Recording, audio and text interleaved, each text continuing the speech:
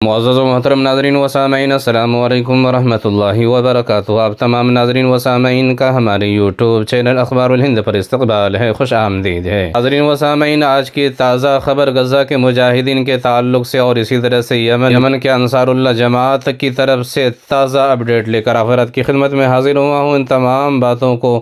آگے بتانے سے پہلے اور خبر شروع کرنے سے پہلے آپ تمام سے گزارش ہے، اگر آپ چینل پر نئے تو چینل کو سبسکرائب ضرور کیجیے اور ویڈیو کو زیادہ سے زیادہ شیئر کیجیے۔ ناظرین و سامعین، پہلی خبر یہ ہے کہ زیر نظر ویڈیو جیسا کہ آپ دیکھ سکتے ہیں اسکرین پر، یہ کسی گراؤنڈ کے میدان کی ویڈیو نہیں ہے، بلکہ یہ دارالحکومت اسرائیل کی تل ابیب کی ویڈیو ہے کہ تل ابیب میں ہزاروں آباد کاروں کا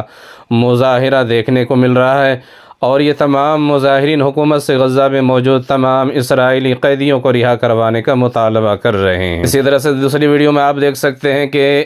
اسرائیل کے جو وزیر اعظم ہیں نیتن یاہو ہیں، ان کے گھر کے سامنے شہریوں کا بڑا مظاہرہ ہے، اور ان تمام کا مطالبہ ہے کہ غزہ میں موجود تمام اسرائیلی قیدیوں کی رہائی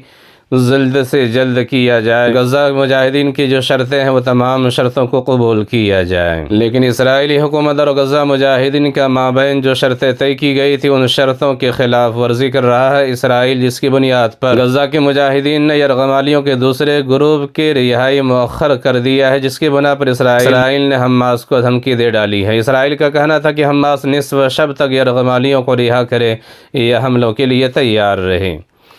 اسرائیل کی جانب سے عارضی جنگ بندی کی خلاف ورزی پر حماس نے یرغمالیوں کے دوسرے گروپ کی رہائی مؤخر کر دی ہے، کیونکہ اسرائیل معاہدے کی پاسداری نہیں کر رہا ہے۔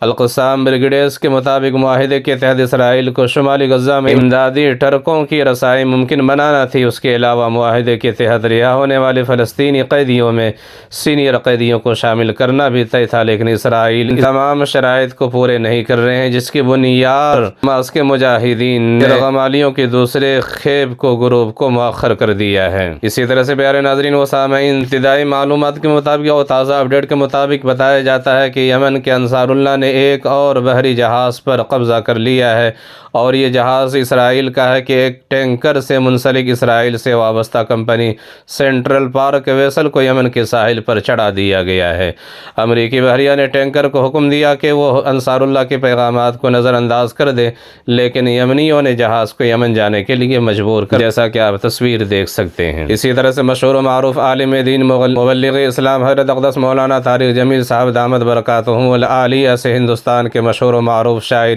جناب ڈاکٹر نواز دیوبندی صاحب مدینہ منورہ میں ملاقات کرتے ہوئے نظر آ رہے ہیں، تصویر میں آپ دیکھ سکتے ہیں۔